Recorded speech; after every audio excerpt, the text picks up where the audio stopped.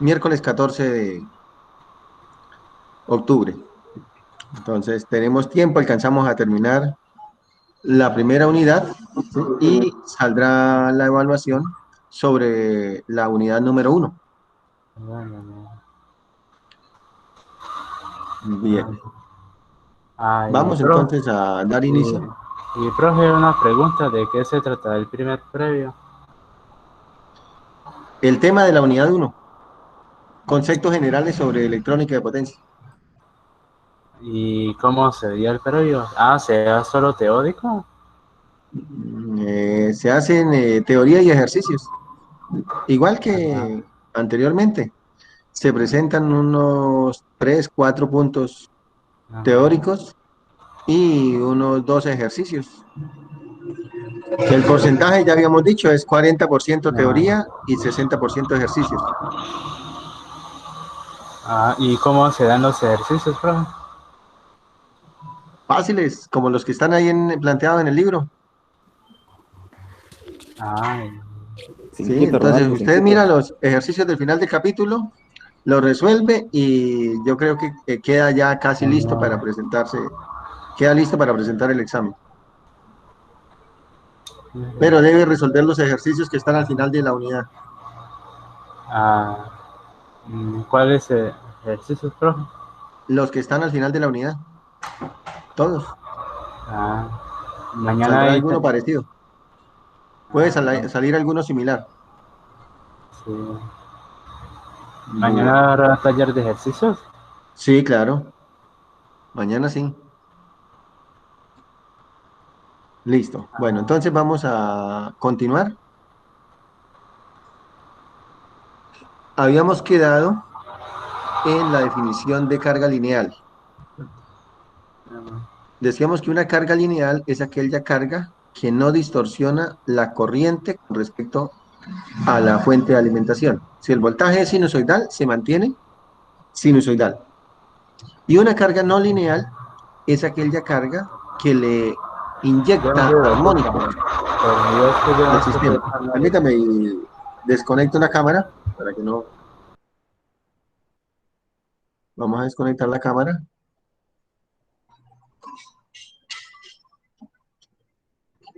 para que no ocupe tanto ancho de banda. Listo. Bien. Decíamos entonces que una carga no lineal le inyecta armónicos al sistema. ¿Qué significa esto? Que si usted tiene una señal sinoidal en el voltaje, la corriente ya no sigue el voltaje, ya no es sinusoidal. La corriente aparece con armónicos. Recordemos el concepto de armónico. El armónico es una frecuencia múltiplo entero de la frecuencia fundamental. Si tenemos una señal de 50 Hz, vamos a tener armónicos 100 Hz, 150 Hz, 200 Hz, 400 Hz, 450 Hz, 550 Hz, 750 Hz, ¿sí? Frecuencias múltiplo entero de la frecuencia fundamental. Entonces, la frecuencia fundamental será la frecuencia primaria. Bien, entonces, veamos el flujo de potencia en redes no lineales y excitación no sinusoidal. Si nosotros tenemos una señal compleja en la entrada, es decir, una señal que no es sinusoidal, que tiene armónicos, ya por definición de la serie de Fourier, sabemos que una señal armónica, ¿sí?, es aquella señal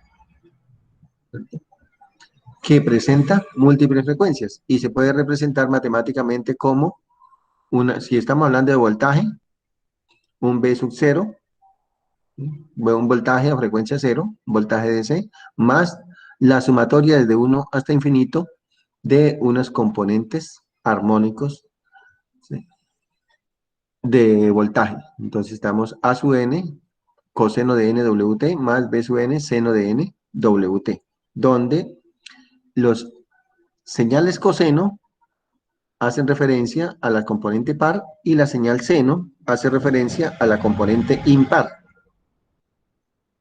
Bien.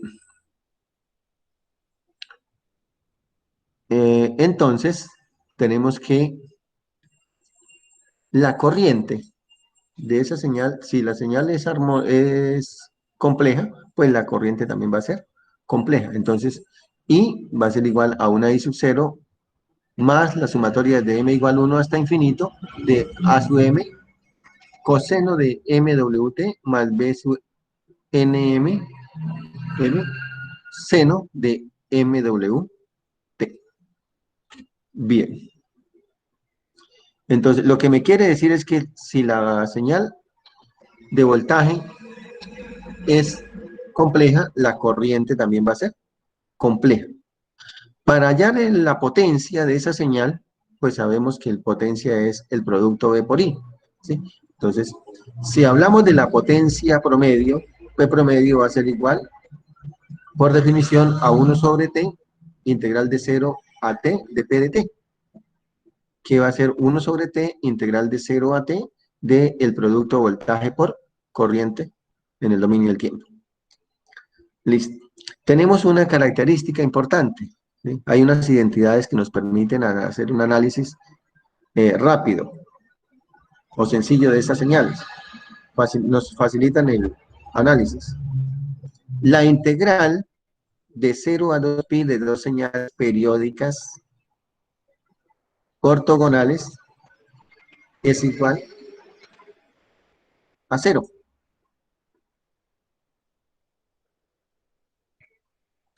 Entonces, nos dice que el seno de mx por el coseno de nx es igual a 0. Seno y coseno son ortogonales. También nos dice que dos señales seno son ortogonales cuando presentan frecuencia armónicas. Por ejemplo, seno de x y seno de 2x. Estas dos señales son ortogonales, entonces la integral entre 0 y 2pi de dos señales ortogonales va a ser 0. En ese sentido, vamos a decir entonces que, permítame un momentico.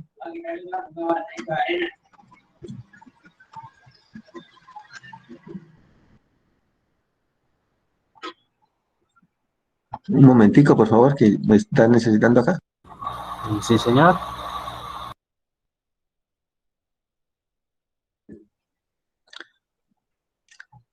Bueno, entonces, continuamos.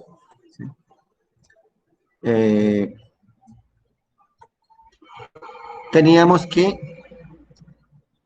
seno de x y seno de 2x son ortogonales. Lo mismo que coseno de x y coseno de 2x. Si son múltiplos enteros, ¿sí?, son ortogonales. Entonces, decimos que la integral de 0 a 2pi de seno de nx por el seno de mx es igual a la integral de 0 a 2pi de coseno de nx por el coseno de mx, donde m y n pues se supone que van a ser, pueden ser iguales o pueden ser diferentes. Entonces decimos, eso es igual a pi que multiplica a delta de mn. Esa es la identidad, pi que multiplica a delta de mn, sub mn. Donde delta sub mn nos dice es igual a 0 si m y n son diferentes. Entonces por eso decíamos seno de x y seno de 2x, o seno de x y seno de 3x, seno de 2x y seno de 3x. ¿Sí? Si son diferentes, es igual a 0. Entonces, esa integral nos va a dar 0. Mientras que delta de mn es igual a 1 si m y n son iguales. Entonces decimos seno de x por seno de x, coseno de x por coseno de x, seno de 3x por seno de 3x. Entonces, eso ya nos va a dar la integral de 0 a 2pi, ¿sí?, de seno de x por, ¿sí?, cuando son iguales, nos va a dar pi. Esa integral vale pi. Entonces, ya nos dice que si los productos cruzados, 1 con 2, 2 con 3, 3 con 2, ¿sí?, da 0, entonces la potencia instantánea o la potencia promedio va a ser igual a B sub 0 por I sub 0. Si observamos, B sub 0 e I sub 0 es el voltaje y la corriente de frecuencia 0, más B1 por I1, ¿sí? Que es el voltaje de la frecuencia 1 por la corriente de la frecuencia 1 o frecuencia fundamental, ¿sí? Ese 2 que está dividiendo B1 y 1 sobre 2, recordemos que estos valores que estamos manejando acá son valores máximos. Entonces, B1 sobre raíz de 2 por I1 sobre raíz de 2, porque la potencia se mide en valor eficaz, nos da B1 por I1 sobre 2, multiplicado por el coseno de phi menos teta 1. Pues phi ya sabemos que es el desfasamiento del voltaje y teta es el desfasamiento de la corriente. Más B2 y 2 sobre 2 por coseno de phi 2 menos teta 2 más B3 y 3 sobre 2 coseno de phi 3 menos teta 3 y así sucesivamente. Entonces, se puede concluir que solamente las componentes de igual frecuencia de la corriente y el voltaje contribuyen a la transferencia de energía, o sea, le llegan a la carga. Esa es la energía que recibe la carga. Los otros componentes, ¿sí?, están presentes, pero eso es para incrementar el costo, el consumo de energía que nosotros le llamamos esa potencia aparente, la potencia aparente. Entonces, están presentes y Centrales Eléctricas o la empresa prestadora del servicio la cobra completica. Bien, continuamos. Profe, ¿y ortogonal qué significa? ¿Que estén desfasadas 90 grados entre sí? 90 grados, que están desfasadas 90 grados, sí señor. La una con la otra. Bueno.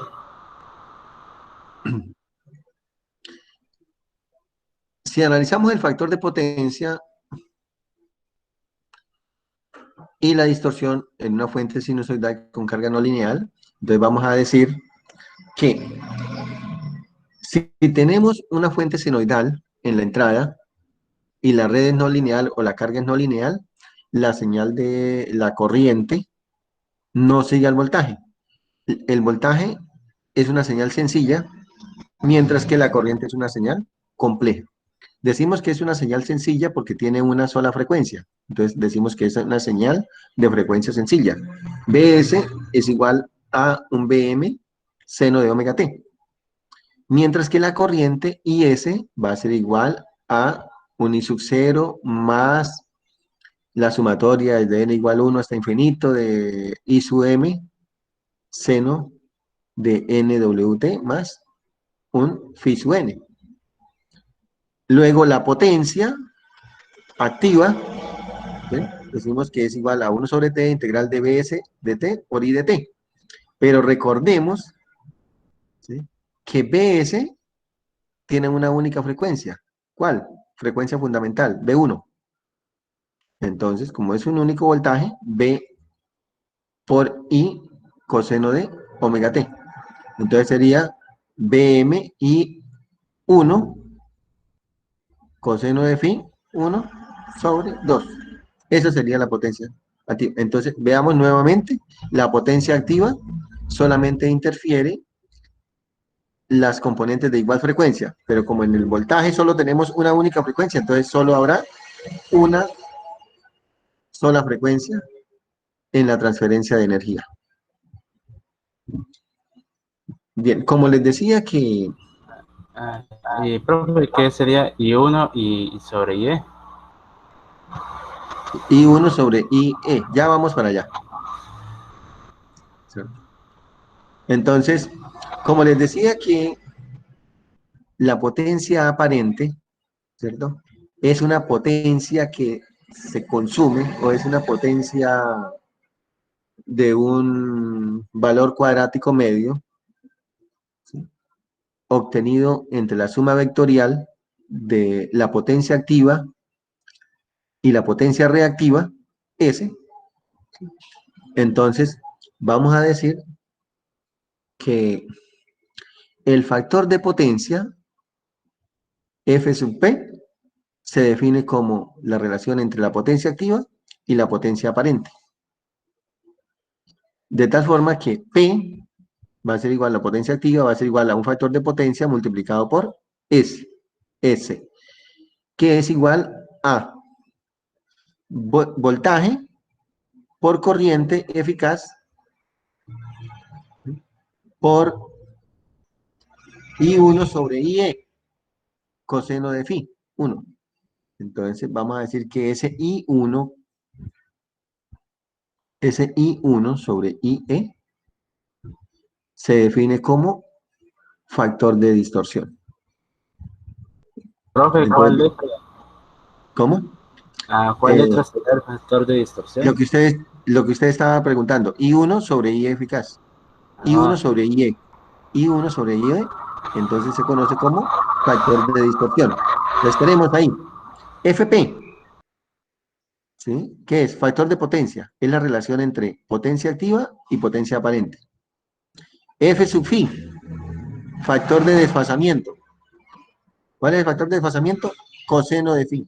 Coseno de phi 1. Y el factor de distorsión, F sub D, es igual a I1 sobre IE.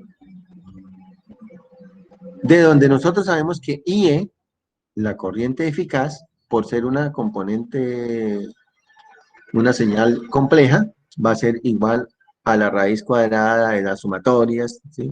De la fundamental, más la segunda armónica, más la tercera armónica, más la enésima armónica. Entonces dice que IE es la raíz cuadrada de la sumatoria de todas esas componentes armónicas de la corriente. Y hablamos también de una distorsión total de armónicos. La distorsión total de armónicos se define como la raíz cuadrada de la sumatoria de todas las corrientes, ¿sí? O la I eficaz menos al cuadrado menos I1 al cuadrado sobre I1. Así se define, ¿sí? Es la raíz cuadrada de I eficaz menos I1 al cuadrado sobre I1 al cuadrado. Eso es. Entonces, diríamos que esa THD es igual a la sumatoria de todas las armónicas menos la fundamental sobre elevados al cuadrado. Menos, perdón, sobre I1 al cuadrado. En ese sentido, entonces vamos a tener que ese sería igual a la raíz cuadrada de IE sobre I1 al cuadrado menos 1. ¿Y qué es IE sobre I1? Pues decíamos, este es el factor de distorsión. Entonces, raíz cuadrada de 1 sobre el factor de distorsión al cuadrado menos 1. Esa sería la distorsión armónica total. y profe, ¿qué sería? Entonces, Sí. ¿Qué es I1 y ángulo 1? ¿De qué señal? ¿dónde? Sí, que la I1 y el ángulo 1. ¿Qué señal se usa como referencia? O, I1 y el... ¿Dónde está? No la veo. I1 y ángulo 1. sí, ¿En qué en parte? no, pero ¿qué significa en el I1?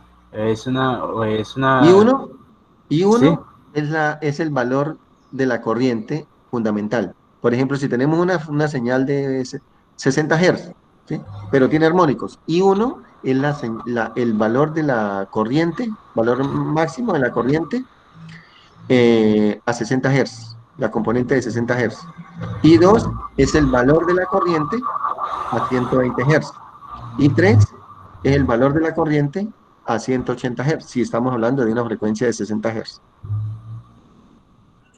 Esa sería la definición de I1, la amplitud. Es la amplitud de la corriente. Ingeniero, IE al cuadrado menos IE menos I1 al cuadrado, digo que era distorsión de armónicos.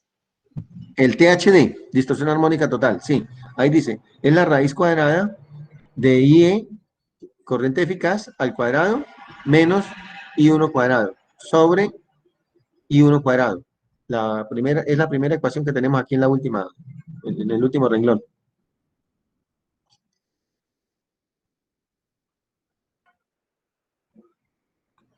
Bien.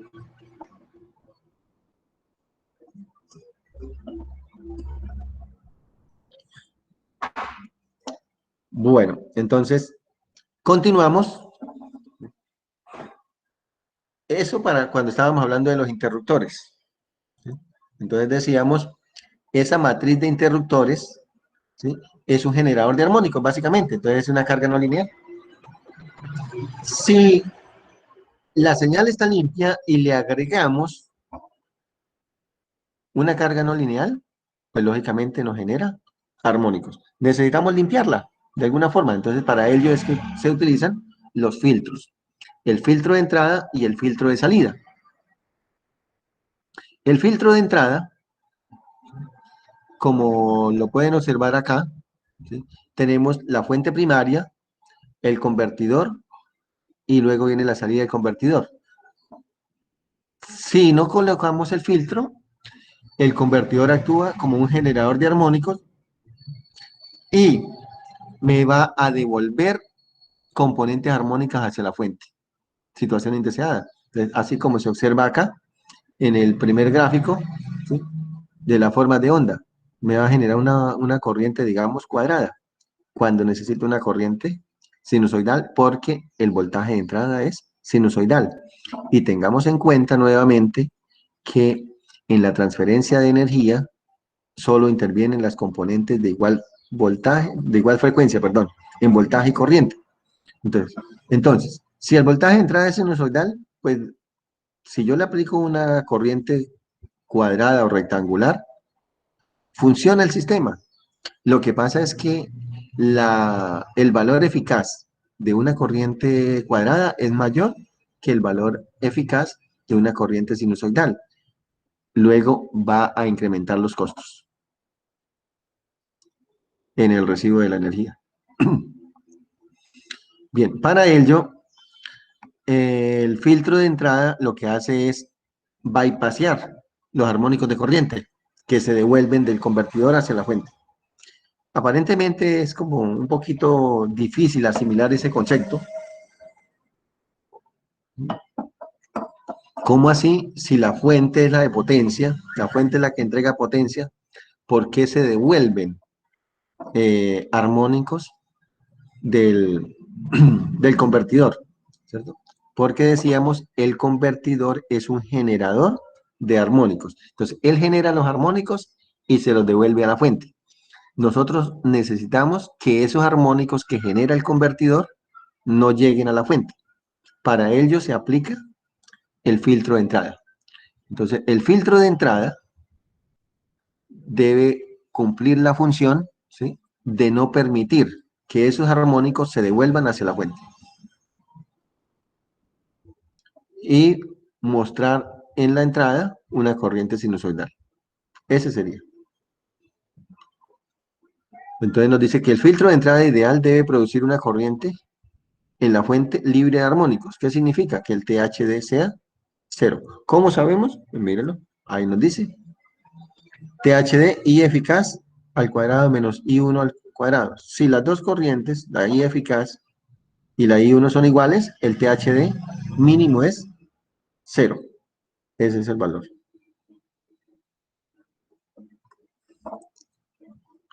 Bueno. Ah, y el filtro antes del convertidor. Sí, entre la fuente y el convertidor, pero Sí. Ese es el que debe encargarse de aterrizar los armónicos de corriente. Los aterriza, ¿sí?, o bypassea, se llama, la palabra es bypassear. Bypassea los armónicos de corriente, o sea que los deriva, los envía a tierra. Envía a tierra los armónicos de corriente. Si vamos al otro lado del convertidor, en la figura 2, que tenemos abajo, tenemos convertidor, salida del convertidor, filtro de salida y carga. Dependiendo del convertidor que se tenga, si es un convertidor de AC a DC o si es un convertidor de AC perdón, de DC a AC, es independiente, se utiliza el filtro, ¿cierto? Es un filtro pasabajos, pero con la característica de que si es un convertidor de AC a DC, la señal o las cargas en DC requieren de un voltaje y una corriente plana, pero la salida del convertidor es una señal de corriente variable. Por lo general, las cargas permiten unas variaciones, pero no tan grandes. En voltaje permiten una variación del 10%, más o menos el 10%. O sea que una señal de salida, digamos, de 100 voltios, permite trabajar no de manera óptima con fluctuaciones entre 90 y 110 voltios. Entonces usted aplica un voltaje, un voltaje con un rizado de 20 voltios, para el caso que estamos hablando, y esa fluctuación es aceptable. Entonces, esa fluctuación de 20 voltios es aceptable, o sea que una fluctuación de más o menos el 10% en el voltaje. En la corriente, las fluctuaciones aceptables están por debajo del 2%. En ese sentido, si observamos una señal rectificada, por ejemplo, pues ya sabemos que la fluctuación es de más o menos el 50%, ¿no? Porque sube hasta un buen máximo y baja hasta cero. Entonces, estamos hablando de una fluctuación del 50%, pero la máxima fluctuación permitida es de más o menos el 10%. Como la máxima fluctuación permitida es de más o menos el 10%, nos dicen, debemos buscar la forma de alisar la señal, hacerla lo más plana posible.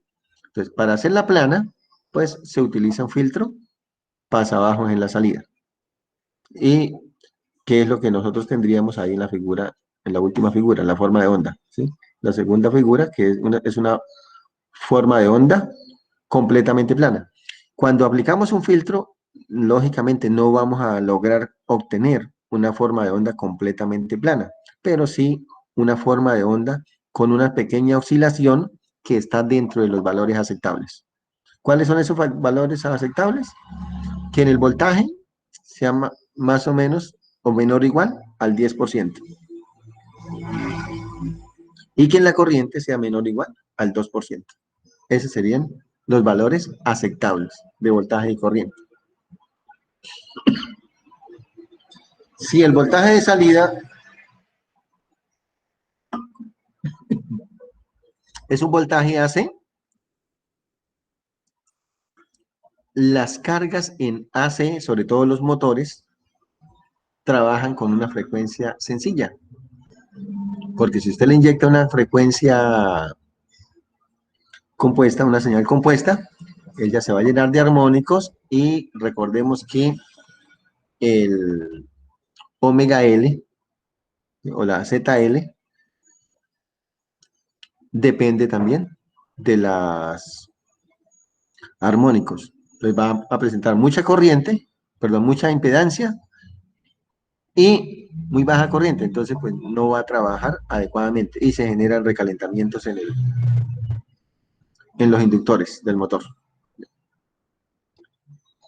Para ello se necesitaría un filtro pasabajos a la frecuencia fundamental, a una frecuencia, primero que quite la frecuencia DC y deje pasar solamente la componente AC fundamental. Si es de 50 Hz, que sea solamente la de 50 Hz y no la de 100.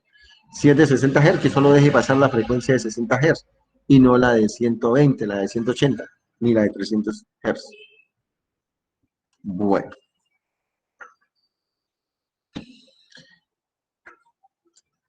Entonces, el valor de los filtros, tanto en la entrada y la salida, ¿cierto?, los vamos a analizar más adelante. Por ahora solamente vamos a decir que en un filtro de salida, el filtro de salida depende de la magnitud de la carga. Si la carga es pequeña, o sea, una resistencia grande, si la carga es una resistencia grande se consideran resistencias mayores a 150 ohmios, se aplica un filtro capacitivo. Si la carga es grande, una carga grande implica una corriente pequeña, perdón, una resistencia pequeña, una corriente grande, entonces se aplica un filtro inductivo. Y si la carga es intermedia, se aplica un filtro compuesto, LC, inductivo y capacitivo a la vez. Una carga grande son resistencias menores a 10 ohmios. Carga intermedia entre 10 y 150 ohmios. Carga pequeña, resistencias mayores a 150 ohmios. ¿Preguntas hasta ahí? ¿Podría repetirlo de las cargas, profe? Ingeniero, Sí. filtro capacitivo para cargas grandes, ¿cierto? Cargas pequeñas. Ah, es para cargas pequeñas y el inductivo es para cargas grandes. Cargas grandes. Recuerde que es que la carga es directamente proporcional a la corriente. Sí, Y la carga es inversamente proporcional a la resistencia. Al contrario, con la resistencia, una resistencia grande implica una carga pequeña. Y una resistencia pequeña implica una carga grande, consumo grande de corriente. listo, profe. Bien, listo. Entonces, como les decía, una carga pequeña, ¿sí?, es una resistencia mayor a 150 ohmios. Una carga grande, una resistencia menor a 10 ohmios. Y una carga intermedia entre 10 y 150 ohmios. ¿Listo, Ronaldo? Sí, Bien. señor. Bueno, continuamos entonces. Ahora vamos a enfocarnos en el convertidor, en ese generador de armónicos que decíamos, en las topologías convertidoras. Decíamos que el convertidor es una matriz de interruptores. Esa matriz de interruptores es válida para cualquier tipo de convertidor. Puede ser un convertidor de AC a DC, de DC a DC, un convertidor de DC a DC o un convertidor de AC a AC. Las cuatro topologías, cualquiera. Siempre vamos a utilizar esa misma topología, ¿sí? Una matriz de interruptores. Entonces, vamos a decir básicamente que esos interruptores, lo único que los diferencia es el dispositivo con el cual va a ser implementado, el DSP. Si tenemos un convertidor CACD no controlado, entonces vamos a hablar de un rectificador no controlado. Si hablamos de un rectificador no controlado, ¿qué dispositivos utilizaríamos? Un SCR. Un Pues sí. SCR. Los No, pero diodos. el SCR es controlado. Exactamente. El SCR es controlado. Y si hablamos de no controlados, el único dispositivo no controlado es el diodo. No controlado, diodo. Listo. Entonces, vamos a observar que esos interruptores ahí son diodos. Pero hablamos de interruptores porque no sabemos cuál es la topología. Por eso decíamos, es la topología. Sabemos que el diodo actúa como un interruptor. Entonces, vamos a tener dos interruptores P y dos interruptores N. Los interruptores P se cierran durante el semiperiodo positivo. Los interruptores N se cierran durante el semiperiodo negativo. Entonces, voy a darle para poder observar voy a disminuir un poquito para poder observar el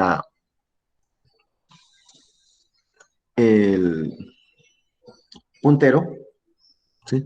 Entonces, durante el semiperiodo positivo va a conducir de más, viene por acá, creo que sí se ve el puntero, ¿cierto? Pasa por el interruptor P, viene hacia la carga pasa por el interruptor P y llega a la fuente. Ahí cierra el circuito. Entonces decimos el diodo conduce en directa. Ahí, de una. La fuente pasa directo, le llega la carga. Durante el semiperiodo negativo, los interruptores P se abren y los interruptores N se cierran. Como estamos hablando del semiperiodo negativo, entonces ahora la corriente viene de aquí, en ese sentido. Mire, viene de acá. Baja, sube aquí por este interruptor, porque ahí el otro interruptor ya está abierto, pasa por este N, sigue hasta acá, sube acá, se viene por acá, no hay más paso porque por acá no puede correr porque está abierto, se viene para acá, llega la carga, se viene para acá, llega acá, viene, aquí no puede seguir porque el interruptor P está abierto, sube, llega aquí el interruptor N, pasa y llega a la fuente. Ese sería el trayecto del interruptor N. Como podemos observar, entonces, siempre en la carga vamos a tener una señal positiva. Durante el semiperiodo positivo, la señal es positiva porque viene directa. Y durante el semiperiodo negativo, él invierte la señal. El circuito invierte la señal y le entrega a la carga una señal positiva. A eso es lo que le decimos rectifica. Rectifica la señal. Rectificador. Se encarga de rectificar la señal negativa y la entrega positiva. Esa es la función. Como la señal de salida es una señal DC, pues hablamos del voltaje promedio. ¿Sí? Se supone que esta carga, ojo, y de una vez quiero aclarar, esta carga la simulamos como una resistencia, mas no es una resistencia. Esta carga la representamos por una resistencia, mas no es una resistencia. Esta carga puede ser un motor. Y nosotros sabemos que la representación de un motor es una resistencia. Lo digo para que no, cuando ustedes estén trabajando, ¿sí? Dicen, pero, hola, y yo digo, pero ¿para qué necesito rectificar una señal si le voy a conectar una resistencia? No, no es que la va a conectar a una resistencia, que la carga se modela como una resistencia, mas no es una resistencia. Entonces, vamos a hablar, por ejemplo, de un motor DC. Un motor DC. Usted tiene una señal AC en la salida, en la entrada, y necesita aplicarle un voltaje, ¿cierto? O lo va a conectar a una carga, lo va a conectar a una carga DC. ¿Qué pasa? ¿Qué le pasaría al motor? ¿Quién me colaboraría ahí? Depende si el motor funciona con alterna o con continua, porque de resto, pues... El motor funciona con continua, con DC. Pues no funcionaría, ¿no? ¿Por qué no funcionaría? Porque, porque le están metiendo una fuente alterna y todo funciona con continua. Recalentaría, ingeniero. ¿Señor? Se recalentaría, no funcionara. Recalentaría, dicen por aquí algunos. Listo. ¿Qué más? Explotaría. Se dañaría. ¿Cómo? ¿Sé qué? Se dañaría. Explotaría. No alcancé a escuchar la palabra. Explotar, profe. Kaboom.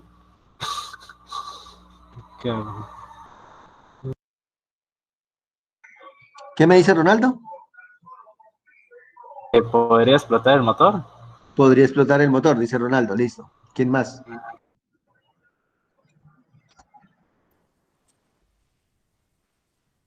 Trabajaría como a pedazos, profe, porque como hacer la señal solamente trabajaría en lapsos positivos, en los negativos no trabajaría. Bueno, esa es su definición. Listo. Exacto. Eso es lo que estamos. Sí, Jefferson. Pues el motor de ese gira en un sentido cuando es positivo y gira en otro sentido cuando es negativo. Exacto. ¿Cómo? Estaría girando dos sentidos, solo que estaría girando en dos sentidos al mismo tiempo. ¿Cómo haría? ¿Gira a la izquierda o a la derecha?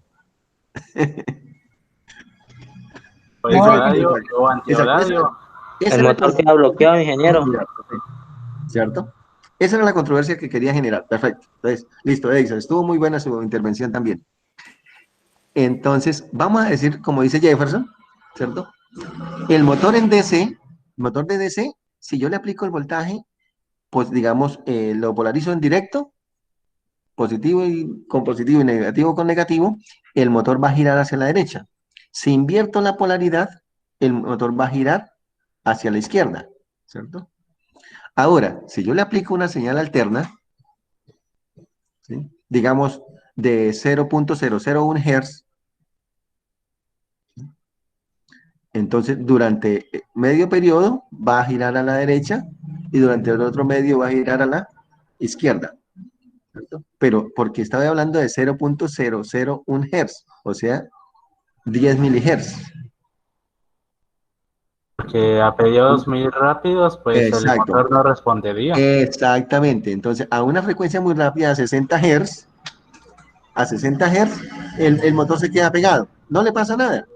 Sencillamente no sabe para dónde responder y se queda pegado. Queda pegado. O sea, de tal forma que si usted lo va a tratar de girar con la mano, él está desenergizado, usted lo gira con la mano y él es suave, ¿cierto? Mientras que si usted lo energiza, él se queda pegado.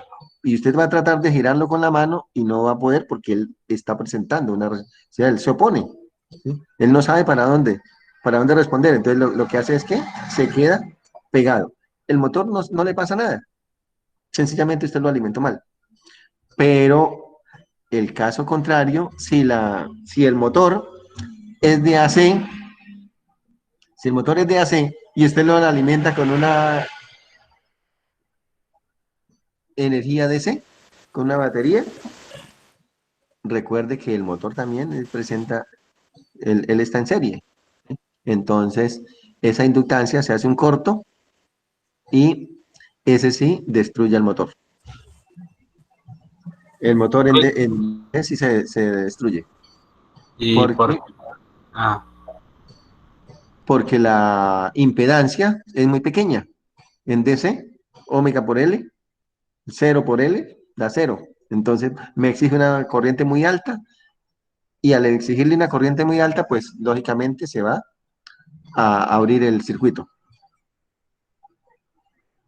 Bien. Bueno, esta era la controversia que quería generar, sobre todo con esa resistencia, porque es que a veces uno ve ese circuito, ¿sí? Dice, pero ¿para qué tanta electrónica de potencia? ¿Sí? Si usted lo que va a alimentar es una resistencia. No, no es una resistencia, es una carga que se modela como una resistencia, más no es una resistencia. Esa era la observación que quería hacer. Bien, entonces decíamos que si el motor, el voltaje de salida es DC porque lo exige la carga, el voltaje promedio va a ser 2 Vm sobre pi. Ese es el valor promedio. Pero, como decíamos que el motor o la carga en DC necesita que la corriente sea plana, debemos aplicarle un filtro. Un filtro. Aquí está el filtro de manera general. Un filtro LC. Nos dice que, teniendo en cuenta que esta señal que tengo acá, la puedo representar a través de una serie de Fourier como 2Bm sobre pi menos la sumatoria de 4Bm sobre pi por la sumatoria de las componentes pares, porque esta es una señal par, creo que ustedes vieron ya en teoría de señales, ¿sí? En análisis de señales, análisis de Fourier, señales pares, señales impares, simetría de media onda, todas esas cuestiones, observamos que esta señal es una señal par. Entonces, como es una señal par, pues vamos a tener las componentes pares. 2, 4, 6, y además es una componente coseno. Entonces nos quedaría 1 sobre n cuadrado menos 1 por coseno de nwt. Como el armónico dominante es 2, para minimizar este armónico, se utiliza un filtro LC, donde L se encarga de atrapar los armónicos de voltaje y C se encarga de aterrizar o bypassear los armónicos de corriente. Al atrapar los armónicos de voltaje y bypasear los armónicos de corriente, no vamos a obtener una señal completamente plana, ¿cierto? Sí, lo que hacemos es disminuir el factor de rizado. Entonces ya lo teníamos, decíamos, si esta señal va a tener una señal desde 0 a B máximo, ¿no? Ahora vamos a tener un voltaje que está fluctuando, digamos, entre B promedio y 1.05 B promedio y 0.95 B promedio. Entonces va a estar fluctuando más o menos el 5%, el 7%, hasta más o menos el 10%, que es lo aceptable, lo permitido. Bien. ¿Y el filtro es porque la carga es intermedia? ¿Perdón? Sí, porque como la carga es intermedia, No, ese es un filtro de forma general. Si la carga es grande, solo con el filtro L inductivo sirve. Nada más, no necesitamos el capacitivo. El capacitivo no haría mucho trabajo. Lo único que haría fue incrementar los costos, pero no presenta ninguna mejora. Si la carga es alta. Si la carga es pequeña, solo necesitaría el filtro capacitivo. El filtro inductivo lo único que va a hacer es agregarle costo al sistema. Y si la carga es intermedia, sí necesita los dos. Esa es la forma general, ¿sí? Del filtro, el esquema general del filtro. LC. Como lo habíamos dicho en la diapositiva anterior, ¿sí? Depende de la magnitud de la carga. Bien. ¿Y profe, qué hace el filtro y el condensador? Ay, gracias. ¿Qué hace? Sí, profe, se opone el paso de la corriente el inductor. Pero no, el inductor no se opone al paso de corriente. El que se opone al paso de la corriente es la resistencia. El inductor se opone a los cambios bruscos de corriente, que es diferente. ¿Sí? Entonces, el inductor atrapa armónicos de voltaje y alisa la corriente. El capacitor bypassea armónicos de corriente y alisa voltaje. Entonces, cada uno de ellos cumple dos funciones.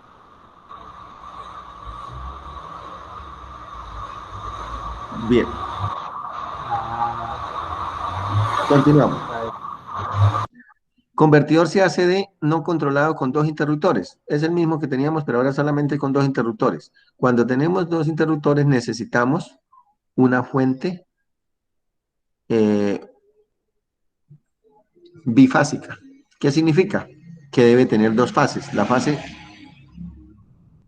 directa y en línea de contrafase. O la señal de desfase de 180 grados. Entonces, en este circuito podríamos utilizar solamente dos interruptores, pero necesitamos una señal bifásica. Para obtener una señal bifásica, pues se puede obtener con un transformador con tal central, con derivación central. Eso es lo que nos muestra ahí. Tenemos en la entrada una señal monofásica y la convertimos en señal bifásica. El interruptor P actuaría o se cierra, se sincroniza con el semiperiodo positivo de la señal en fase. Y el interruptor N se sincroniza con el semiperiodo positivo de la señal en contrafase. Por consiguiente, en la carga siempre vamos a tener una señal positiva. Durante el semiperiodo positivo de la señal P, aquí viene, ¿cierto? Por acá. Y ahora aquí por aquí viene el señal positiva de la señal en contrafase. Entonces, decíamos que la contrafase es invertida por este lado, ¿no? Entonces, al contrario. Entonces, lógicamente, aquí me dejas pasar la señal positiva, dejando llegar a la carga solamente una señal positiva. La señal positiva, igual que en el caso anterior. Por eso el análisis es similar. El voltaje de salida promedio es 2Bm sobre pi, y la misma expansión en series de Fourier es exactamente la expansión que se hizo en la diapositiva anterior. Esta.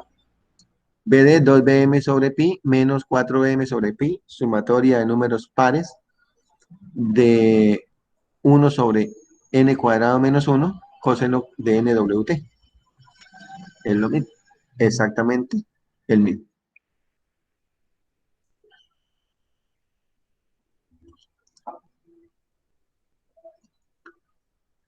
Tenemos ahora el convertidor controlado, el CACD pero controlado. Cuando hablamos de un convertidor controlado, ahora si es de un convertidor de AC a DC, vamos a necesitar un SCR. O un Un track, SCR. Un SCR. ¿Cómo? o un track, profesor, aunque me hables de CR, El porque TRIAC. es... No, porque es que el TRIAC es bidireccional. Ah, el SCR es cuando Sí, es en una sola dirección. claro, exacto. El SCR es un diodo controlado. Entonces, no nos sirve el TRIAC. Bien. Pero eso más adelante de pronto lo podemos analizar.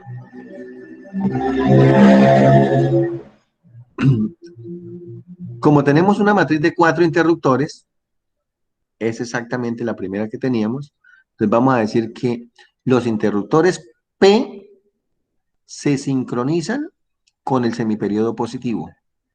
Los interruptores N se sincronizan con el semiperiodo negativo.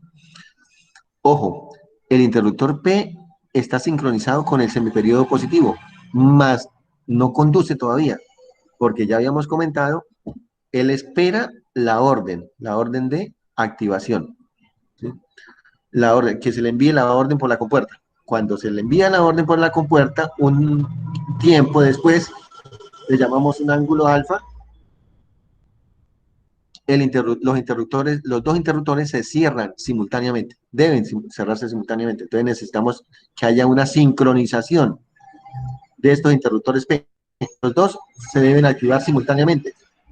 Lógicamente, ese pulso no se lo puedo enviar, no es un solo, sí es un solo pulso para los dos dispositivos, pero necesitamos separarlos, porque uno está en la parte superior y otro está en la parte inferior. Si yo envío, digamos, con el mismo pulso, estoy haciendo corto, estoy bypassando la carga. Y al bypassear la carga, pues lógicamente, uno, el interruptor P superior y el interruptor P inferior, y la carga la estoy uniendo, entonces esto será un cortocircuito. ¿Qué ocurre en el cortocircuito? Un exceso de corriente de la fuente. Se puede dañar todo. Se dañan los interruptores y puede incluso destruir la fuente. Entonces decíamos, es importante tener en cuenta que estos interruptores, ¿sí?, o la señal de compuerta debe enviarse simultáneamente, pero para eso se utilizan las interfaces de disparo. Más adelante hablaremos de las interfaces de disparo. Acá solamente les comento que hace falta, que debe estar ahí, esa interfaz de disparo. Bueno, durante el semiperiodo negativo, igualmente, los interruptores N están listos para conducir, solo que están esperando la orden. ¿Cuál es? Que le envíen el pin de activación por la compuerta. Se cierra. Al cerrarse, entonces ya me va a entregar una señal que va desde alfa hasta pi. Pero como este circuito tiene una carga inductiva, el inductor tiene la capacidad de almacenar energía, ¿cierto? Como llegó, se acabó el semiperiodo positivo, ¿cierto?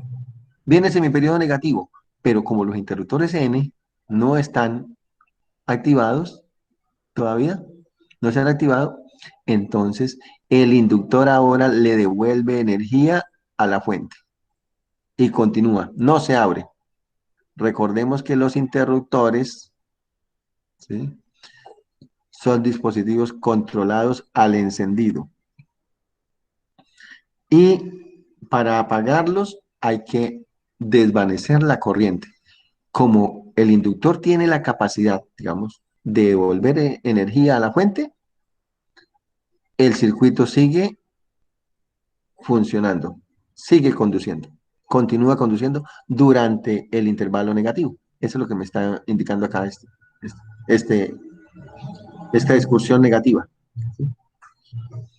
Viene el pulso negativo. Entonces, al llegar el pulso negativo, se cierran los interruptores N y automáticamente se desactivan los interruptores P.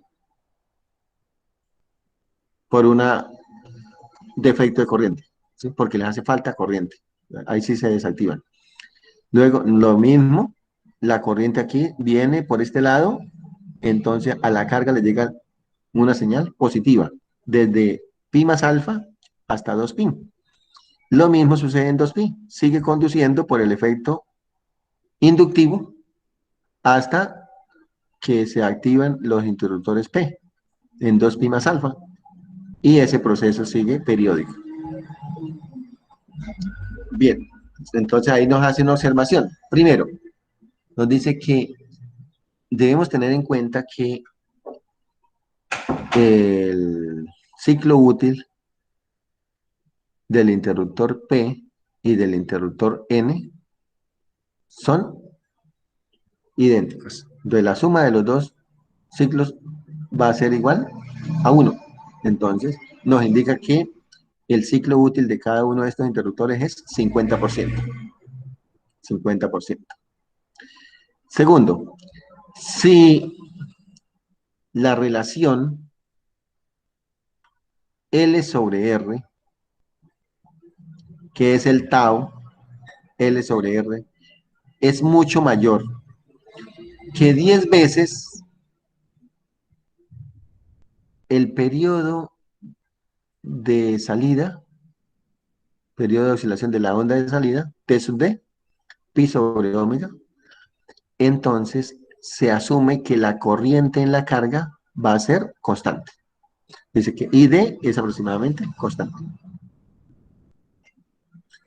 El voltaje promedio, para obtener el voltaje promedio, pues es la sumatoria desde alfa hasta pi más alfa.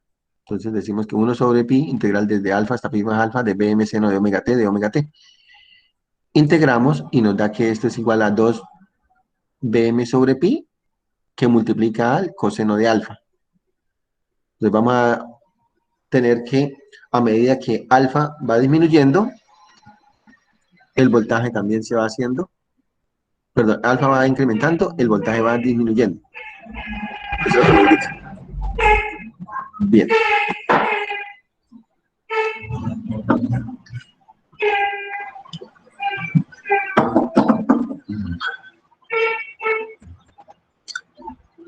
Esperemos que se está cargando.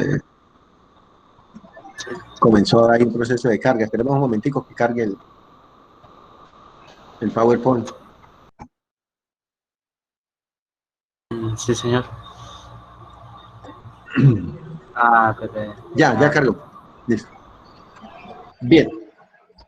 Entonces, decíamos, como si asumimos que omega L sea mucho mayor que R, entonces la corriente en la carga es constante. Si la corriente en la carga es constante, la corriente en la fuente va a ser una corriente de forma cuadrada. De forma cuadrada. Va a ser cuadrada. Desde que comienza en alfa hasta pi más alfa y hasta 2 pi más alfa. ¿Sí? Pero el ciclo útil es del 50%.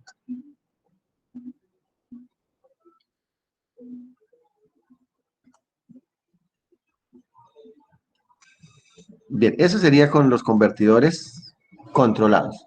Ahora vamos a otro tipo de convertidor. El convertidor CDSA. El convertidor CDSA se le denominan inversores. Se conocen inversores porque tienen la capacidad de invertir. Ese es su nombre. Invierten la polaridad. Toma una señal en DC y la convierten en AC, o sea, invierten, tienen la capacidad de invertir la polaridad. A diferencia del rectificador que toma la señal en AC, la rectifica y entrega una sola polaridad. El inversor, ¿cierto?, tiene la capacidad de mostrar en la salida una señal que está invirtiendo polaridad cada rato. Por eso se le conoce como inversor. Está invirtiendo la polaridad.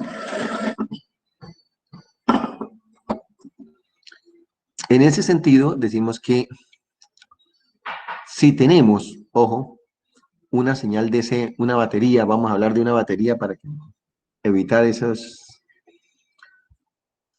cruces de conceptos en que, no, es que la señal es periódica. No, tenemos una fuente de batería, una batería. ¿Fuente de C? Una fuente DC, una batería. Esa batería no tiene frecuencia. Es una señal completamente plana, constante. Necesitamos ahora generar una frecuencia. Para generar la frecuencia necesitamos aplicar los conceptos que ustedes vieron en electrónica 2. Por allá cuando ustedes vieron osciladores. ¿Sí? Eso hace mucho rato, pero bueno, digamos que hace un semestre. Ustedes vieron, ¿cierto?, los circuitos osciladores. Entonces, esos osciladores vamos a necesitar un oscilador, un circuito de reloj. Un circuito de reloj lo podemos hacer con un 555 o un 556. Ustedes no saben cuál elemento estén más familiarizados. Vamos a asumir un LM555. Entonces, el LM555, me imagino ya todos ustedes se ubicaron ahí. Ah, de lógica, el temporizador de lógica. Sí, señor. El del Sí. chiquito de 6 patas. Listo. ¿Por qué pin es la salida del 555?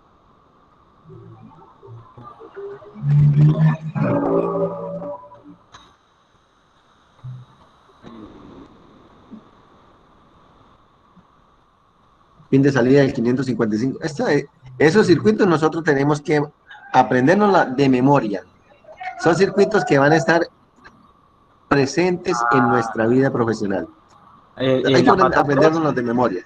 La forma de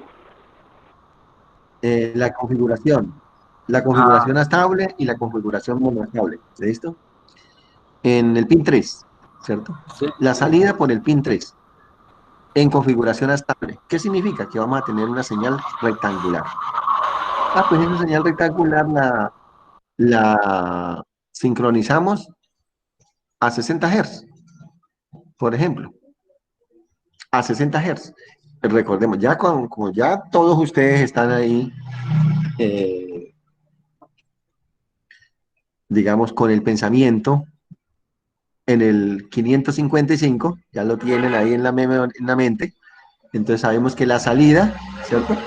Vamos a tener una salida, pero el ciclo útil no es del 50%, es ligeramente inferior, puede ser hasta el 45%. Entonces vamos a tener un delta. Ese delta es un tiempo muerto, dead time, un tiempo muerto. Ese tiempo muerto es necesario para evitar el solapamiento, ¿sí? El solapamiento del semiperiodo positivo con el semiperiodo negativo, cruces ¿sí?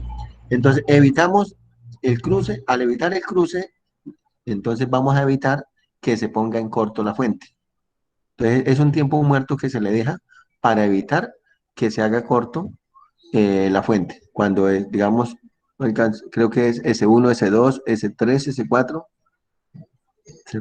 Digamos que el S1, el interruptor superior con el interruptor inferior, está como muy pequeño, dámosle aquí un poquito más. Sí, ya. Aquí sí.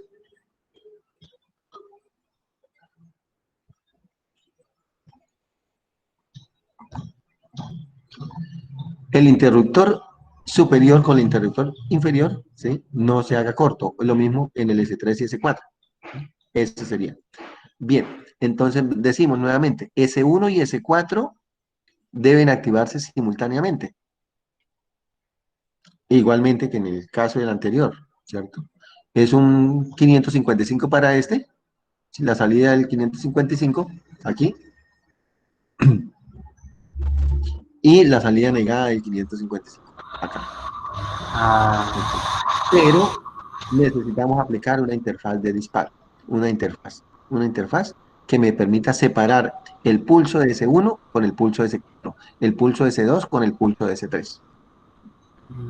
Les decía, por ahora ustedes váyanse haciendo esa idea de que se necesita. Un En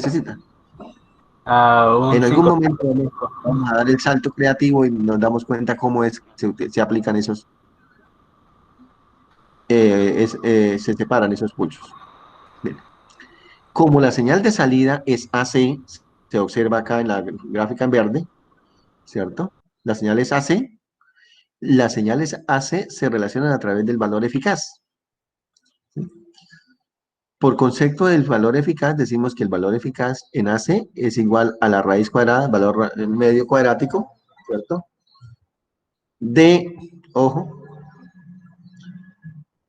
2, porque si son los mismos, ¿cierto? Las dos áreas son iguales. Vamos a decir que son 2 veces 2 sobre 2pi, el periodo que es 2pi, integral desde delta hasta pi menos delta. Desde delta hasta pi menos delta. Porque aquí tenemos delta y aquí en el centro vamos a tener 2 delta. Entonces vamos a ubicar que aquí en el centro vamos a tener pi. Entre pi menos delta y pi más delta. Listo. Entonces vamos a tener desde delta hasta pi menos delta de el voltaje DC, la fuente, la batería. B de C cuadrado de omega T. Esto nos va a dar un valor que es B de C, que multiplica a la raíz cuadrada de 1 menos 2 delta sobre pi. Entonces, ya aquí viene un concepto interesante. Delta se conoce como variable de control. Es la variable de control. ¿Por qué? Porque variando delta, yo puedo variar el valor eficaz de la señal. Yo puedo variar el valor eficaz de la señal. Entonces se llama como variable de control. Entonces, me permite controlar el valor eficaz. Es importante tener en cuenta que esta señal AC, ¿sí?, necesita una frecuencia fundamental, una frecuencia sencilla. Para poder filtrar esta frecuencia sencilla, hay un criterio. Nos dice que omega por L tiene que ser aproximadamente R.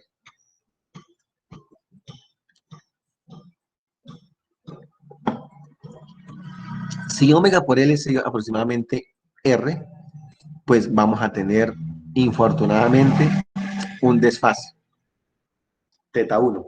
Teta 1 es de 45 grados. Al presentar un desfase de 45 grados, se nos está disminuyendo al 50% la potencia. No hay otra. Pero nos permite obtener un voltaje A1 que sea sinusoidal, muy parecido a una onda sinusoidal, y una corriente I sub A1 que también sea muy parecida a una onda sinusoidal. El voltaje y la corriente van a ser sinusoidales. Vuelvo a insistir, esta resistencia no es una resistencia. Esta resistencia puede ser un motor de AC. Puede ser un motor de AC. Y ese motor de AC presenta una impedancia. Esta es R. Esa R es esa Z. Bueno. Listo. Entonces decíamos, si omega L es del orden de la resistencia, se pueden ignorar los armónicos de corriente. Y vamos a decir que la corriente también va a ser una frecuencia sencilla. La corriente, una corriente de frecuencia sencilla. Tenemos que I sub A va a ser igual a I a 1 seno de omega T menos teta 1. Donde teta, ya decíamos, si omega L es R, estos serían 45 grados. I a 1, B a 1 sobre la raíz cuadrada, la magnitud de la impedancia, omega L cuadrado, por más R cuadrado. Y el voltaje VAC, VA1, pues lo obtenemos de acá.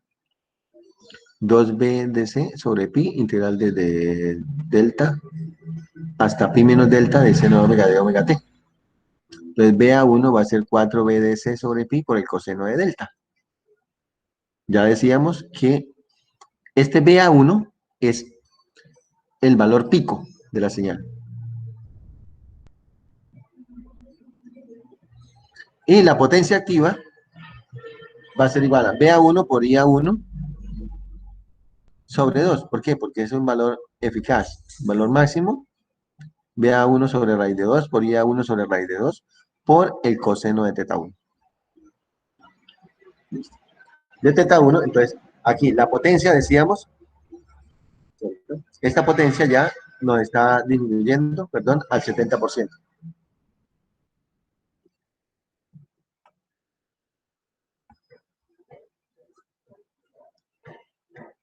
Bien. Continuamos. ¿Y profe, qué es bypassear? Bypassear es enviar a tierra, abrir un camino directo para que se aterrice. Aterrizar los armónicos D. Puede ser voltaje o corriente. En este caso estamos bypasseando armónicos de corriente.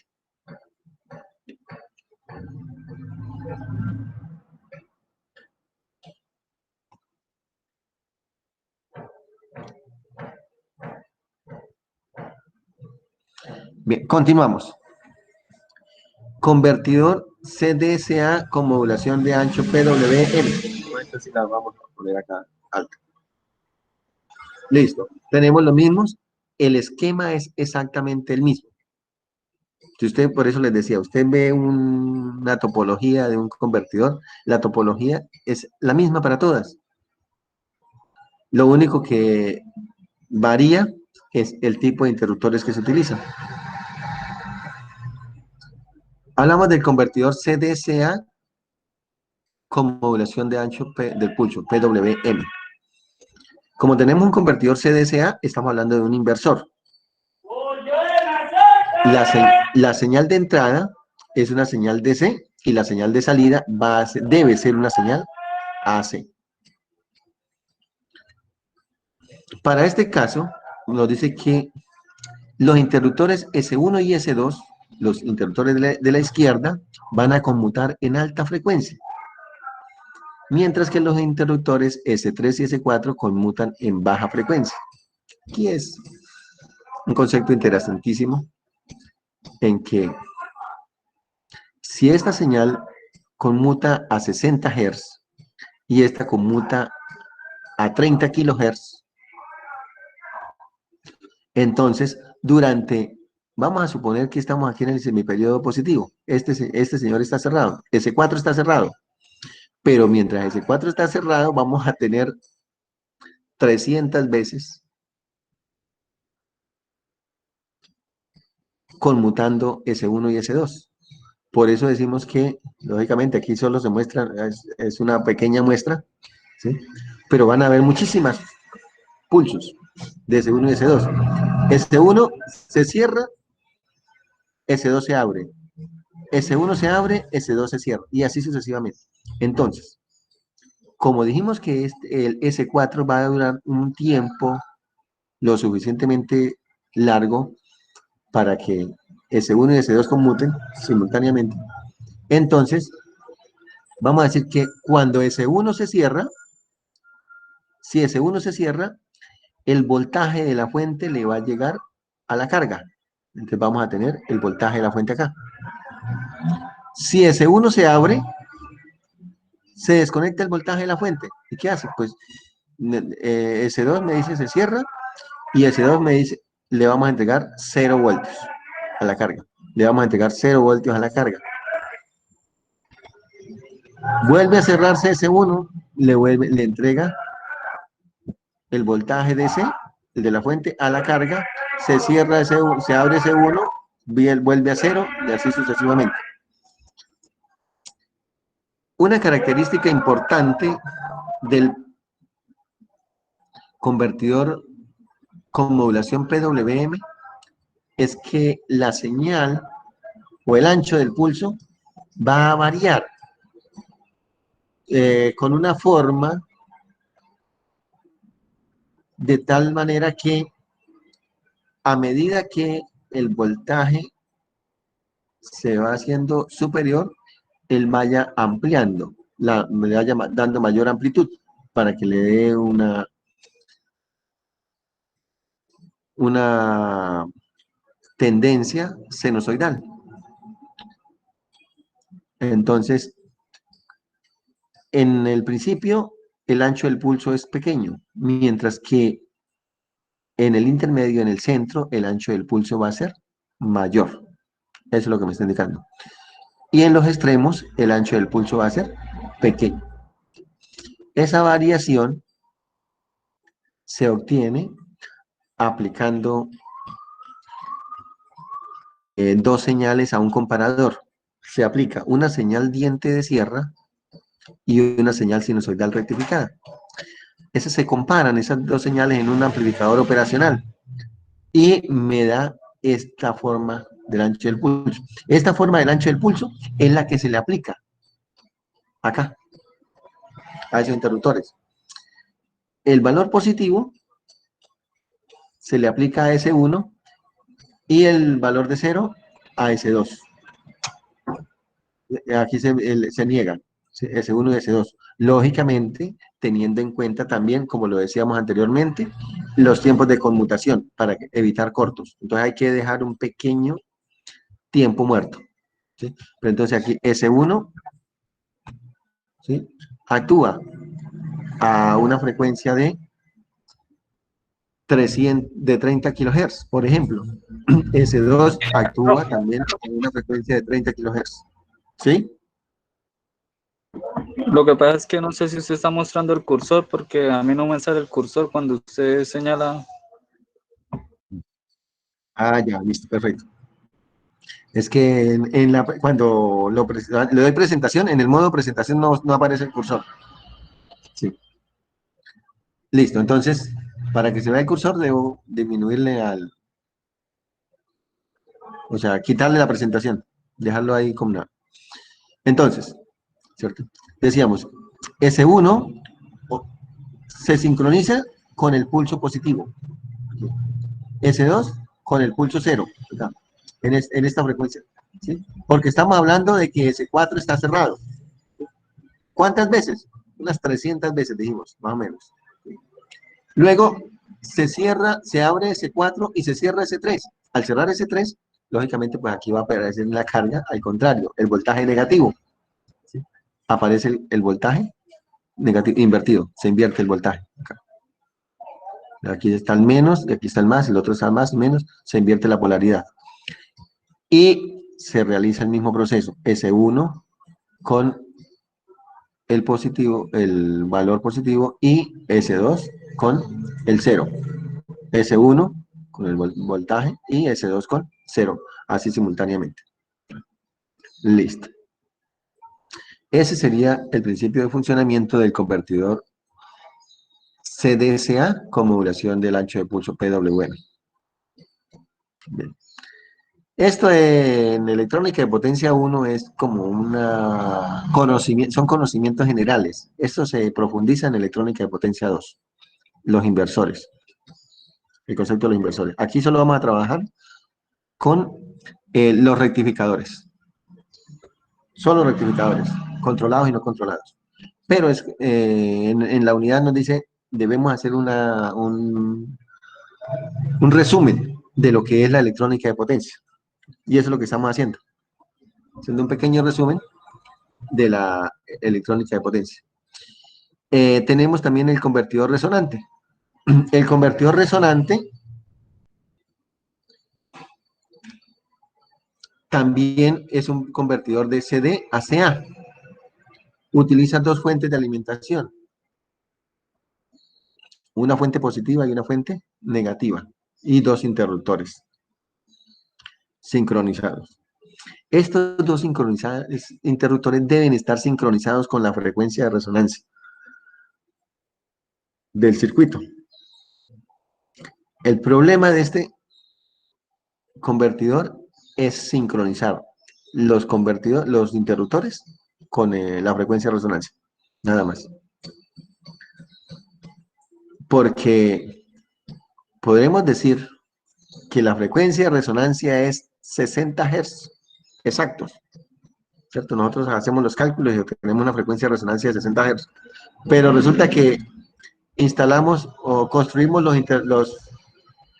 el circuito de control y el circuito de control funciona a 59.9, a 59.9 Hz o a 60.1, digamos, que fueron precisos, pero no, se desviaron. El problema radica en la sincronización, ¿sí?, del circuito de control con la frecuencia de resonancia. Entonces, en ese caso vamos a tener una impedancia. Z va a ser igual a R más J omega L más 1 sobre J omega C. Entonces, Z va a ser una impedancia compleja. Si están en resonancia, pues Z es R. Listo, sale.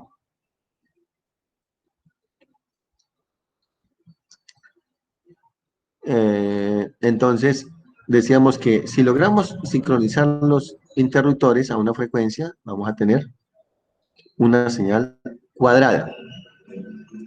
Si la señal se logra sintonizar, la señal de salida, perdón, de la corriente va a ser una corriente sinusoidal, porque están sintonizadas. Y el voltaje de salida, pues sencillamente va a ser igual a I por R. Entonces vamos a decir que el voltaje BAC va a ser igual, es una onda sinusoidal sumatoria impar de 4 BDC sobre NPi seno de NWT. Mientras que si omega L o la frecuencia de conmutación entra en resonancia con el circuito, la magnitud de BAC, que es BA1, es 4 BDC sobre pi, nada más.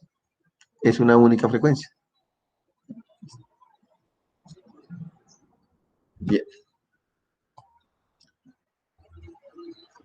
Pasamos a los convertidores CD-CD, convertidores o reguladores en DC. El convertidor CD-CD en electrónica de potencia se maneja o se trabaja en alta frecuencia de conmutación. Cuando hablamos de alta frecuencia de conmutación, nos referimos a frecuencias superiores a 30 kHz. Es importante trabajar en frecuencias de este orden o superior, dado que para frecuencias inferiores a 30 kHz entra en conflicto con el espectro audible. No sé si ustedes conocen el rango de frecuencias audibles. ¿Desde qué frecuencia hasta qué frecuencia es el rango del espectro audible? Es hasta 20 kHz, ingeniero. ¿Hasta dónde? Hasta 20 kHz, ¿cierto? ¿Desde cuánto? ¿Dónde comienza?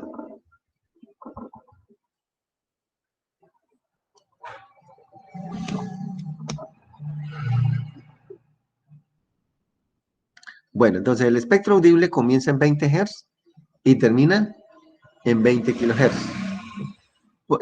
Algunas personas tienen el oído muy educado, bien educado, sobre todo los músicos, ¿sí?, y alcanzan a percibir frecuencias superiores a los 20 kHz, alcanzan hasta los 30 kHz más o menos, ¿sí? Entonces, por eso no se trabaja con 20 kHz, sino por encima de 30 kHz, para evitar que algunas personas que tienen el oído bien educado, pues ese ruido es fastidioso. Y si trabajamos por debajo de 20 kHz, es fastidioso para todos nosotros. Entonces eso genera un ruido, todo, una chicharrita, pero, y sobre todo esos sonidos agudos, que son, pero buenísimos. Bien. Vamos a comenzar entonces con el concepto del convertidor directo, perdón, del convertidor de CDC. Vamos a decir que existen dos tipos de convertidores de CDC, el convertidor directo y el indirecto, por ahora. En electrónica de potencia 2 ustedes van a encontrar que hay como 5 o 6 clases, pero por ahora nos interesa conocer dos tipos, el convertidor directo y el convertidor indirecto. El convertidor directo, como su nombre lo indica, ¿sí?, permite un camino directo entre el puerto de entrada y el puerto de salida. Por eso se le conoce así, convertidor directo. Veamos, si se cierra el interruptor 1, vamos a asumir primero que no tenemos los filtros, el L ni el C, ¿sí? Ahí es una línea. Entonces, al cerrar el interruptor 1, el puerto de entrada y el puerto de salida es el mismo. B1. Entonces, B1 y B2 son lo mismo. Entonces, por eso se le conoce como convertidor directo. El capacitor y el inductor actúan como filtros.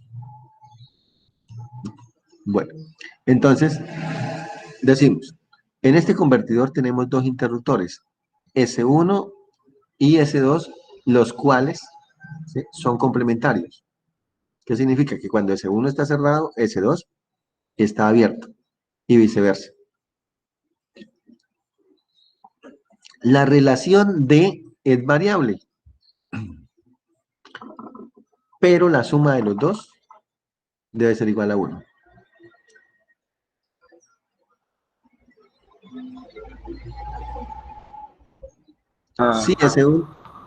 Si S1 se cierra, el voltaje de la fuente se transfiere a la carga, a B2. Si S1 se abre, no vamos a tener voltaje en la salida. Pero sin el Entonces, capacitor. Sí, ¿cómo? pero sin el capacitor lo tendremos. Sí, En el capacitor, sí, no. cuando... No, Ahorita no. Dijimos que estamos hablando sin capacitor, nada. Solo vamos a ponerle una línea acá. Quitemos los inductores. Decimos, si se cierra C1, el voltaje de salida B2 es igual a B1. Y si se abre, pues vamos a tener una señal recortada. Llamémosle una señal muy parecida a lo que nos dice acá, en la primera gráfica. Solo que aquí está invertida. Porque si S1 se cierra, al cerrar S1, que es lo que me está indicando el B1, S1, entonces se cierra S1, el voltaje en el interruptor es 0, pero el voltaje en la carga es B1. Si se abre S1, el voltaje en S1 se cierra S2, entonces en S1 va a aparecer el voltaje 1, y así sucesivamente. Entonces vamos a tener que el voltaje 1 es un voltaje DC, ¿sí?, y el voltaje 2 es un voltaje DC. Si el voltaje 1 es mayor que 0, la corriente 1 es mayor que 0 porque entra al circuito. Entonces vamos a tener que el voltaje 2 es mayor que 0, porque el mismo tiene la misma polaridad, pero la corriente 2 es menor que 0, porque la corriente se asume que entra al puerto. Eso es lo que nos indica. Vamos a tener entonces que el voltaje promedio, ¿sí?, en el interruptor 2 o en la carga va a ser igual a D veces B1, de donde D va a estar entre 0 y 1. Bien, entonces vamos a decir, aquí vamos a tener un voltaje de salida controlado, pero muestreado. Para poder alisar el voltaje de salida, se asume, primero, que este convertidor utiliza una carga grande. Si la carga es grande, el filtro que se aplica es un filtro inductivo, L. L se encarga de alisar la corriente. Al alisar la corriente, el voltaje de salida es igual a I por R. I por R, pues el voltaje de salida es constante, ¿sí? Y el voltaje de salida constante va a ser igual al voltaje del interruptor 2 promedio. Listo. Entonces, D por B1. Entonces, tenemos el caso del filtro. Listo. Ahora hablamos del capacitor. En un principio podríamos pensar, pero si la fuente es DC o es una batería, ¿será necesario implementar el filtro ahí? De una vez les digo, la respuesta es sí. Porque recordemos que estos dos interruptores son unos generadores de armónicos. ¿Qué significa? Que me están generando una frecuencia en la corriente. Y la corriente que consume la carga, perdón, que la consume el circuito, es una corriente rectangular. Sí. Luego, la corriente que requiere la batería es una corriente constante. Para que la batería entregue una corriente constante, se hace necesario agregarle este filtro. Este capacitor me está representando el filtro de entrada, ¿sí? Y este inductor me está representando el filtro de salida. Eso es lo que significa. Entonces, con este convertidor, yo puedo controlar la intensidad luminosa de una bombilla. Yo puedo controlar la velocidad de un motor DC. Esos motorcitos de grabadora. Se puede controlar la velocidad de un motor DC. Si yo lo que quiero alimentar es una bombilla, no necesito ese bendito filtro. Para nada. Si lo que yo necesito ahora es alimentar un motor en DC, el filtro es necesario. El filtro es necesario. Y los parámetros del filtro ya sabemos cómo es, ¿cierto? Omega por L tiene que ser mucho mayor que la impedancia del motor. Continuamos.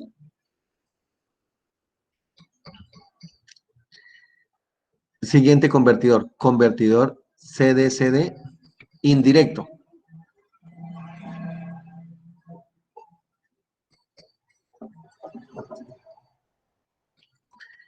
El convertidor indirecto, pues, es muy análogo al... La explicación es análoga al convertidor directo, ¿cierto?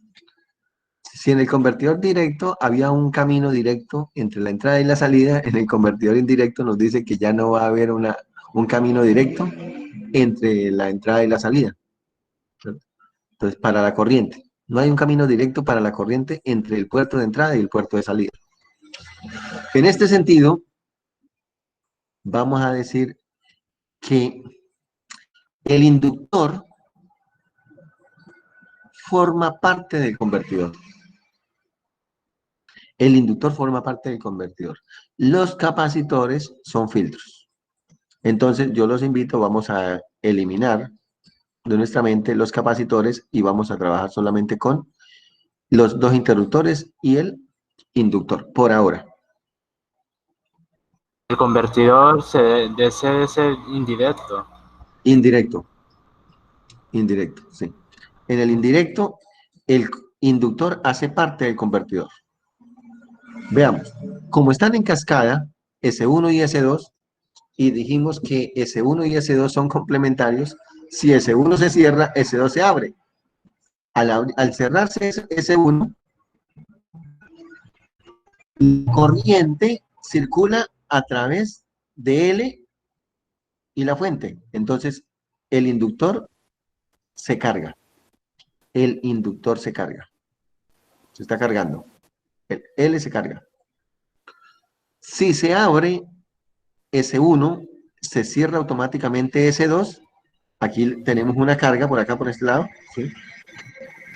el voltaje L, perdón, L almacenó una corriente, ¿cierto?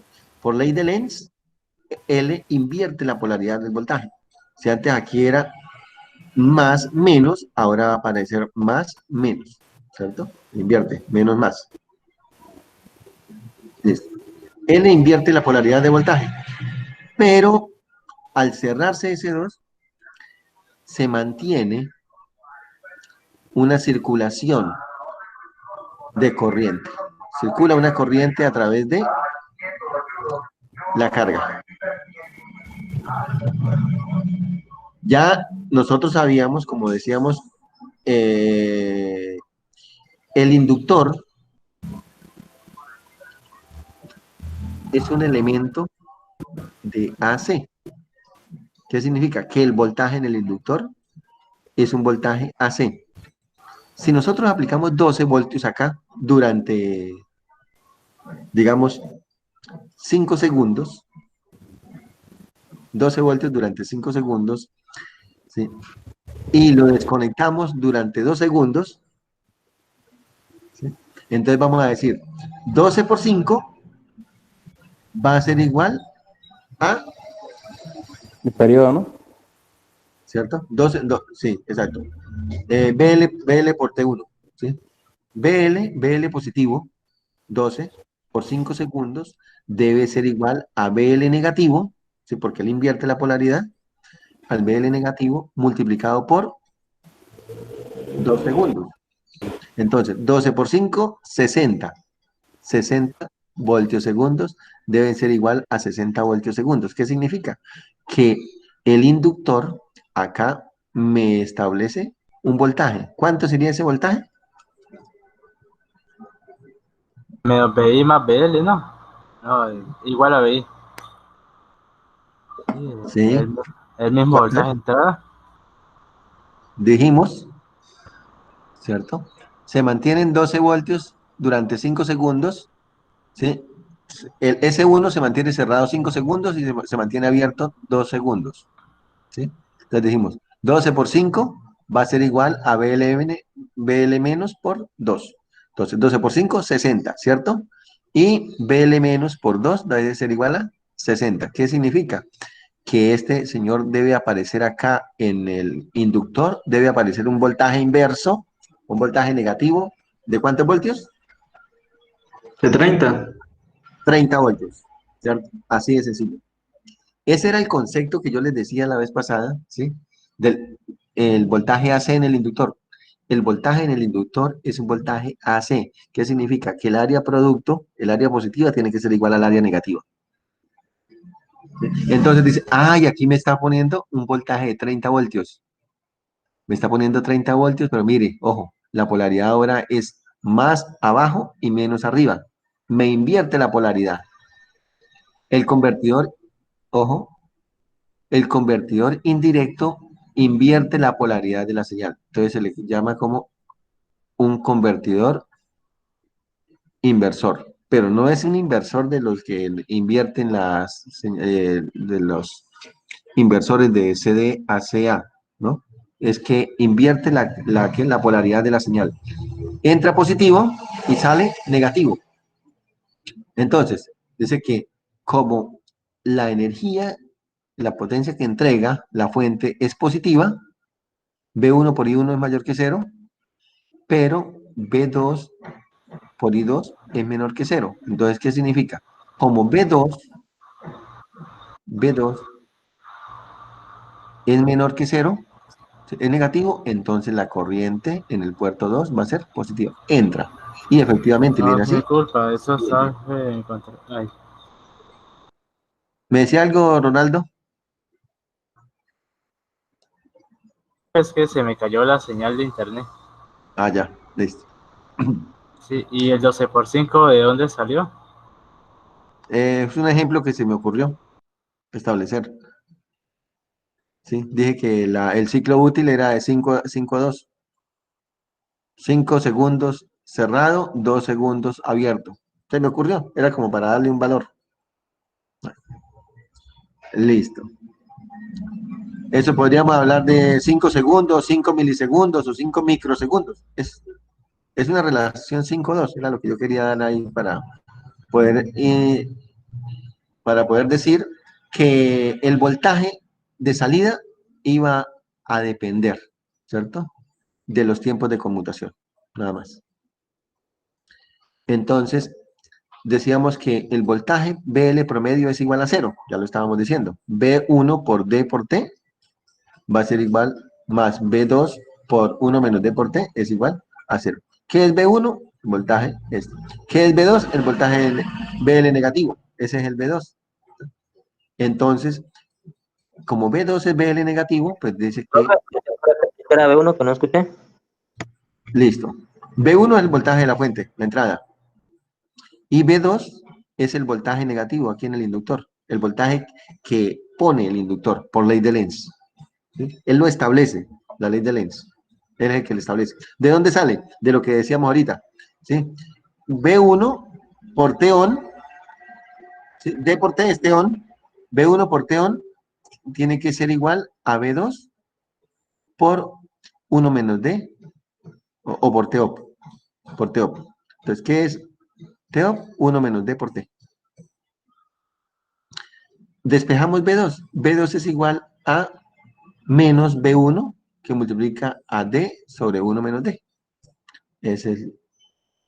Entonces decimos que como D, teniendo en cuenta que D, la relación de trabajo, puede estar entre 0 y 1, vamos a encontrarnos con dos casos. Este circuito puede ser un amplificador o puede ser un atenuador, un reductor. Si la relación de trabajo D es mayor que 0,5, la magnitud de B2 es mayor que B1. Hablamos de la magnitud porque ya sabemos que está invirtiendo la señal. La magnitud de B2 es mayor que B1. Entonces tenemos un convertidor elevador. Si la relación de trabajo es menor a 0,5, la magnitud de B2 es menor que B1. Entonces tenemos un convertidor reductor.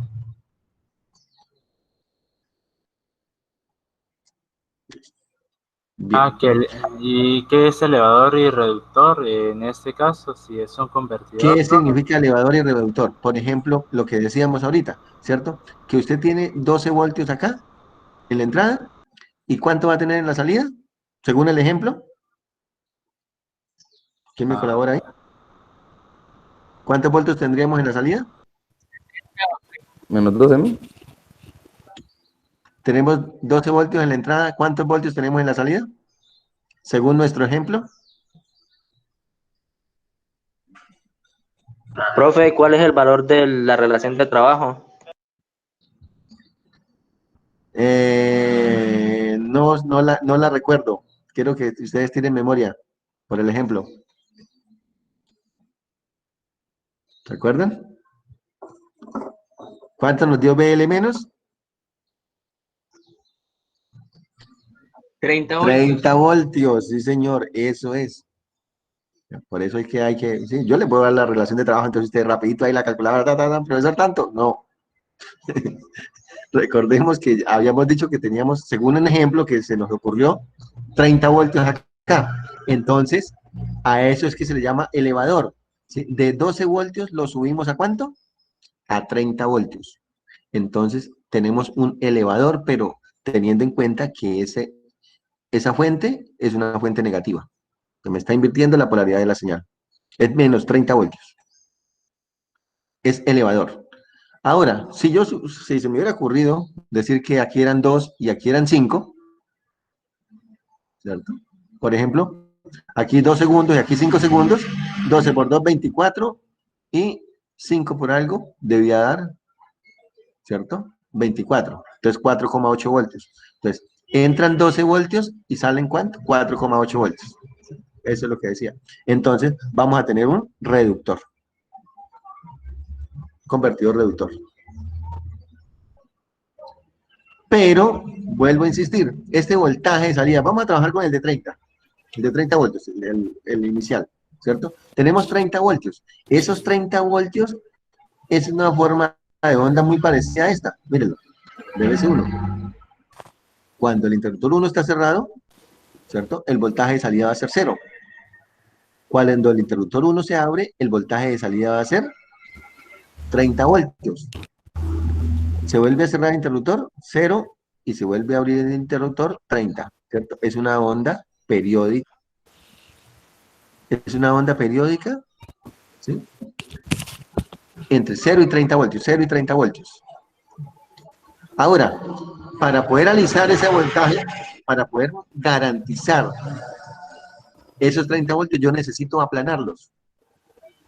Para poder aplanarlos, se le aplica un capacitor. El capacitor, recuerden que alisa el voltaje. Entonces, él mantiene, ¿cierto? Ya ustedes han utilizado los capacitores, ¿cierto? Aplana el voltaje. Para poder utilizar un capacitor como filtro en la salida, ¿qué condición debe cumplir la carga? Debe ser sinusoidal. La carga. La carga debe ser pequeña. Una Debe ser carga una pequeña. resistencia pequeña. Exacto. ¿De qué valor? Una resistencia grande. ¿De qué valor? Mayores a Una 150. resistencia grande. Una resistencia mayor a 150 ohmios. Esa es la, ¿cierto? Entonces, la resistencia de carga tiene que ser una resistencia grande, o sea que la carga es pequeña. Una resistencia grande implica una carga pequeña. Listo. Bien. Entonces, ese es el filtro en la salida. Lo mismo aquí en la entrada, igualito. Como la fuente es DC, pues uno creería que no, pero es para alisar la corriente. Entonces, bypassear los armónicos de corriente.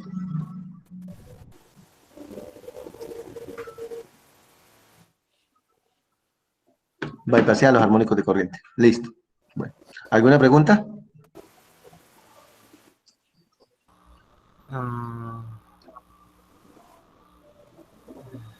Bueno, jóvenes, si no hay preguntas, entonces recordamos, la evaluación está para dentro de 15 días.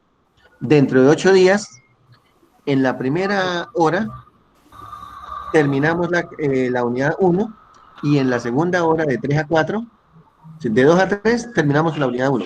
De 3 a 4, no, perdón. Cierto que tenemos taller el jueves, entonces la próxima clase terminamos la unidad, solo terminamos la unidad, ahí paramos. El jueves hacemos solución de dudas, de mañana en 8. Resolvemos dudas para el previo. Listo.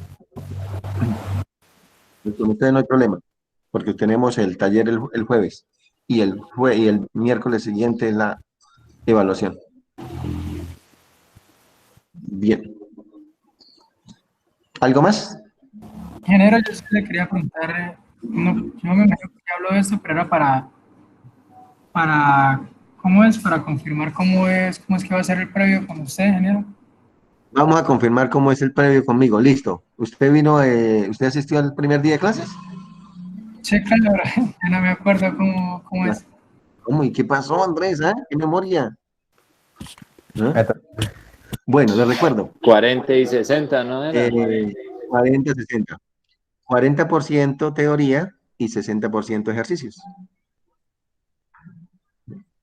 Una evaluación normalita, así como las que vimos en teoría electromagnética. Los que vienen de teoría electromagnética no tienen problema porque el semestre pasado pues fue virtual y también manejamos así, creo que con la ayuda de Dios se alcanza a evaluar los conceptos, ¿sí? Entonces hacemos la parte conceptual y la parte de ejercicios. ¿Y ¿Alguna otra pregunta?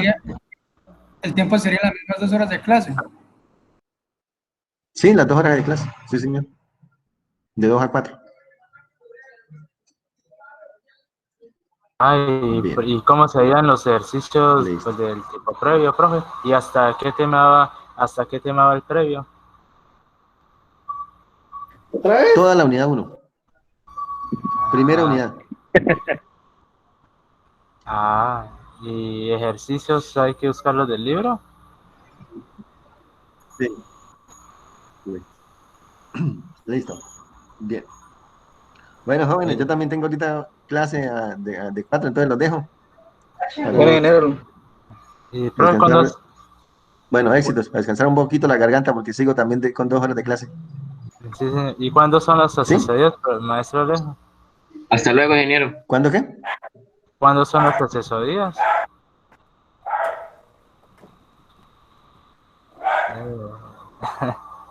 No le entendí, Ronaldo. ¿Cuándo serían las asesorías? ¿Cuándo son? No, igual, lo mismo de siempre. Mañana de 3 a 4. Y el viernes de 4 a 5. ¿Sí? Y los lunes, digo, también, si no estoy mal. Sí, los lunes. El lunes de 4 a 5 también. Listo. Bien. Bueno, jóvenes. Listo, Entonces, ingeniero. estamos hablando. Éxitos. Hasta luego, maestro. Hasta luego, ingeniero. Éxitos. Hasta luego. Hasta luego.